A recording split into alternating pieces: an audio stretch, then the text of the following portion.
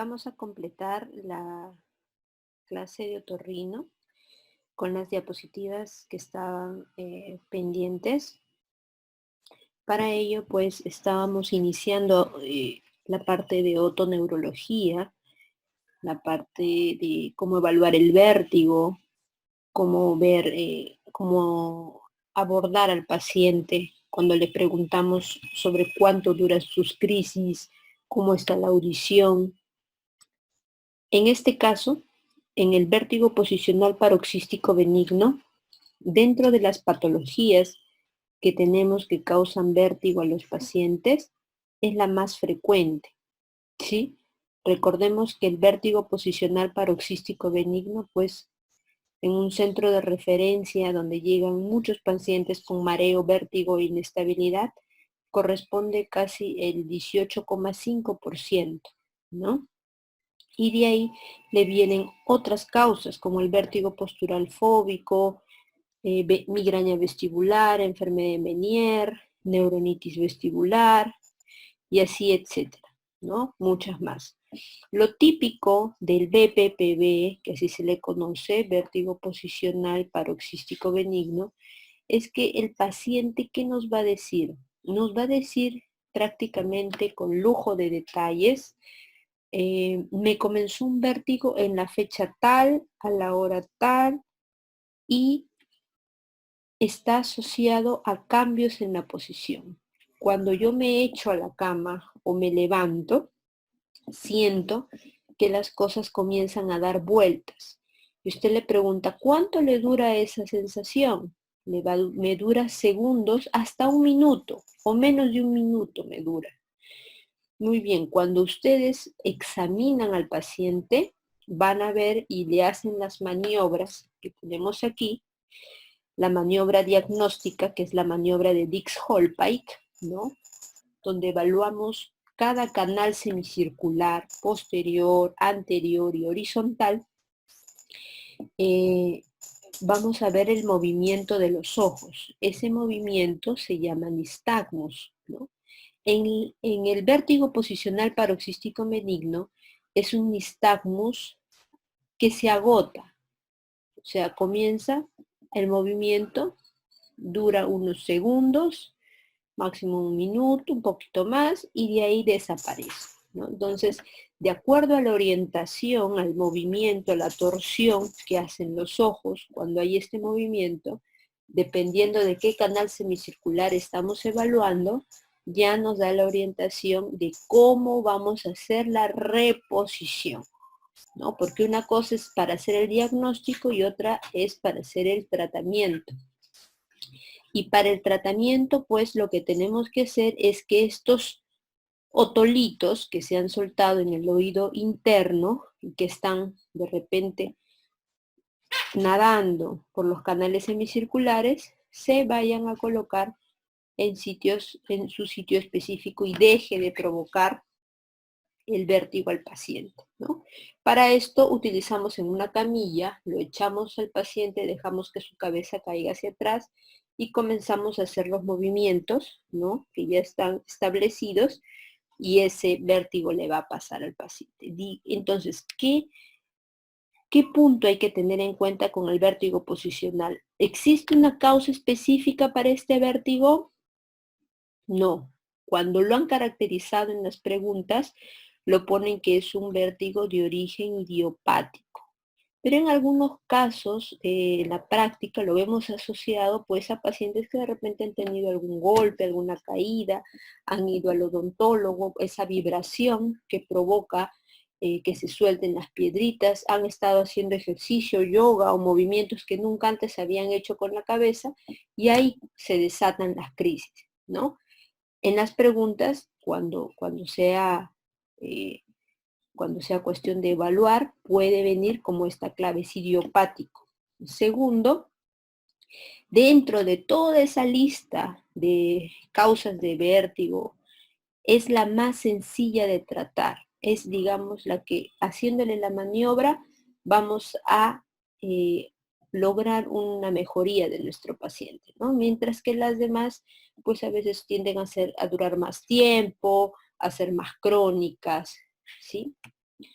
y es la más frecuente, ¿no? El otro punto con respecto al BPPV es que es la más frecuente de todas las que tenemos.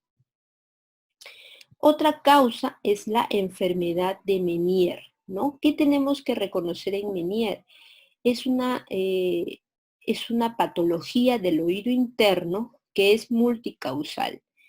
Tiene desde causas genéticas, inmunológicas, ¿no? Todas ellas que me van a desencadenar que este laberinto membranoso que ustedes ven aquí internamente en azul se encuentre dilatado, ¿no? Se dilata, ya sea por un aumento en la producción de la linfa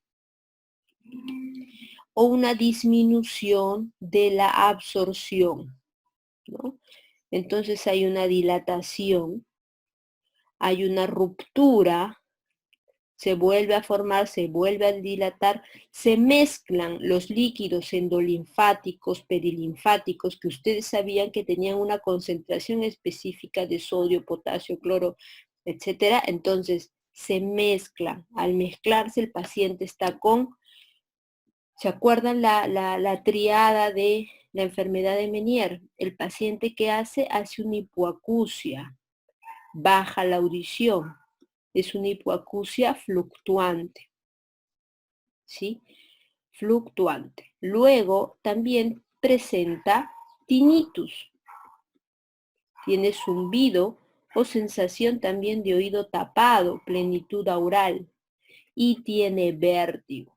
¿De cuánto es el tiempo del vértigo? Si ustedes se acuerdan, el BPPV era de segundos a 1 minuto máximo, pero el vértigo es de 20 minutos en el Meniere, las crisis, hasta 12 a 24 horas, dependiendo de qué criterio de clasificación utilicemos.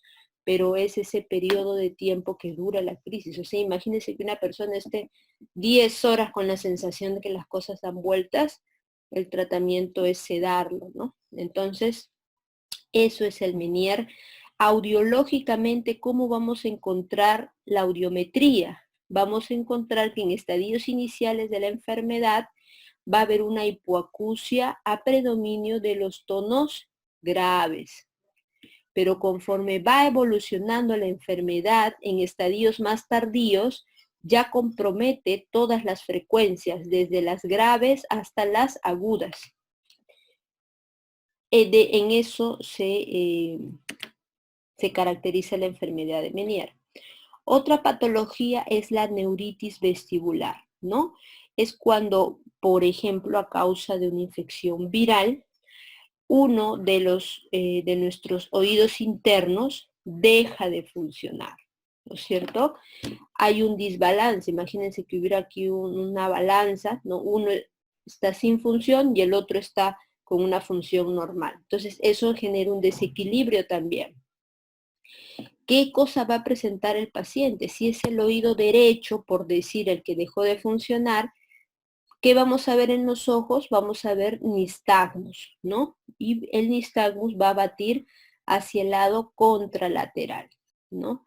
El paciente va a sentir que el vértigo que la forma como giran las cosas también es hacia el lado contralateral. Va a tener tendencia a la caída, a caerse. Siento que me caigo. ¿Hacia cuál? Hacia el lado hipofuncionante, ¿no? Como que el cuerpo se le va para ese lado. Y a diferencia del BPPV, que dura de segundos hasta 1 minuto, del Meniere, que dura de 20 minutos hasta 12, 24 horas, en la neuritis vestibular dura semanas. Puede durar hasta 6 semanas, es realmente invalidante. El paciente queda pues en descanso médico, en reposo, de ahí tiene que hacer rehabilitación vestibular para poderse incorporar a sus actividades cotidianas. Otros fármacos que me pueden afectar en el oído interno, tenemos una relación, una lista bastante larga, pero los que más utilizamos pues es la gentamicina, la amikacina, la gentamicina con más afectación a nivel vestibular, la amikacina con afectación a nivel auditivo. Dentro de los diuréticos que indicamos a nuestros pacientes, la furosemida, Dentro de los AINES, el naproxeno, derivados de la quinina, ¿no? La quinina, la cloroquina y antineoplásicos, ¿no? Aquí estaba dentro de los antineoplásicos el cisplatino, ¿no? Ciclofosfamida, metrotexate. Entonces, son medicamentos que los pacientes suelen utilizar y después de ello quedan con una hipoacusia. Lo ideal sería que antes de utilizarlo se le haga un control audiométrico, ¿no? Como por ejemplo dentro de los protocolos de TBC, antes de comenzar con la streptomicina, el etambutol, algunos son ototóxicos, se les hace un control audiométrico, porque después de iniciar el tratamiento antibiótico puede haber una baja auditiva y el paciente ya comenzar a sentirlo, entonces se debería de cambiar el medicamento que se usa.